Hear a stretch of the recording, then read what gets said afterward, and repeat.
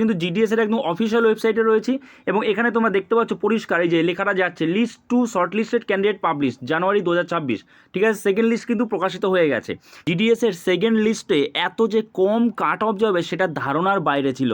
On screen তোমরা দেখতে পাচ্ছ 57.8 ওবিসি ক্যান্ডিডেট বিপিএমএ তারা কিন্তু এখানে সুযোগ পেয়েছে, সিলেক্টেড হয়েছে এবং মানে তাদের নাম এসছে। তারপরে দেখো রয়েছে 51.2 এখানেও ওবিসি ক্যান্ডিডেট বিপিএম পোস্টের জন্য তাদের কিন্তু এখানে নাম চলে এসছে। এবার তারা যদি ভেরিফিকেশান অর্থাৎ ডকুমেন্ট ভেরিফিকেশান ঠিকমতো কমপ্লিট করতে পারে তারা কিন্তু এখানে জব পেয়ে যাচ্ছে। মানে কত কম কাট অফ তোমরা ভাবতে পারছো, 57.8 51.2।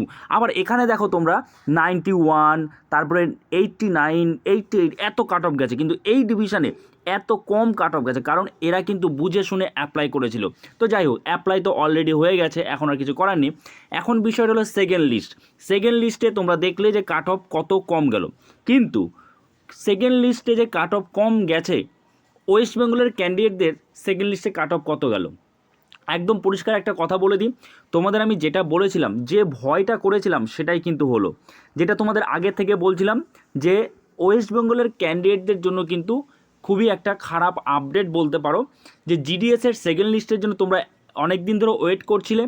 কিন্তু আমি তোমাদের আগে থেকে বলেছিলাম যে জিডিএসের সেকেন্ড লিস্ট যখন প্রকাশিত হবে, যে সাপ্লিমেন্টারি লিস্ট, সেখানে ওয়েস্ট বেঙ্গলের লিস্ট আসবে না। হ্যাঁ, ওয়েস্ট বেঙ্গলের লিস্ট আসবে না। এবং শুধু ওয়েস্ট বেঙ্গল নয়, ওয়েস্ট বেঙ্গলের সাথে সাথে আরও কিছু কিছু পোস্ট, আরও কিছু কিছু স্টেট রয়েছে, তাদের লিস্টও কিন্তু আসেনি। টোটাল 5টা স্টেটের জিডিএসের সেকেন্ড লিস্ট আসেনি। কেন আসেনি সেটা আমি তোমাদের দেখিয়ে দিচ্ছি, এবং কোন কিন্তু জিডিএস এর একদম অফিসিয়াল ওয়েবসাইটে রয়েছে এবং এখানে তোমরা দেখতে পাচ্ছ পরিষ্কার এই যে লেখাটা যাচ্ছে list to shortlisted candidate publish January 2026।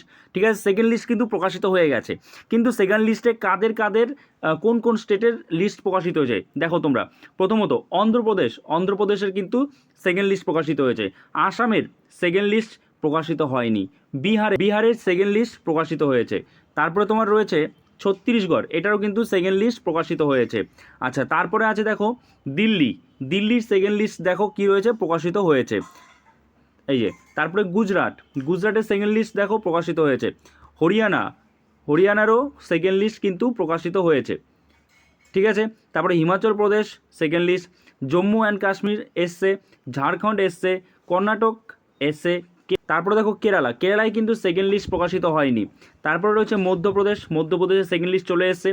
Maharashtra second list, north ইস্টে এসছে, উড়িষ্যা এসছে, পাঞ্জাব এসছে, রাজস্থান এসছে, কিন্তু তামিলনাড়ু আসেনি। তামিলনাড়ুতে সেকেন্ড লিস্ট কিন্তু তোমরা দেখতে পাচ্ছ অন স্ক্রিন, আসেনি। আচ্ছা, তেলেঙ্গানায় এসছে। তারপরে দেখো তোমাদের কি রয়েছে, উত্তরাখণ্ড সেকেন্ড লিস্ট এসছে, বাট উত্তরপ্রদেশ এসছে, কিন্তু ওয়েস্ট বেঙ্গলে সেকেন্ড লিস্ট আসেনি। আমি আগে থেকেই তোমাদের বলেছিলাম ওয়েস্ট বেঙ্গলের সেকেন্ড লিস্ট এখন আসবে না। দেখো মিলে গেল।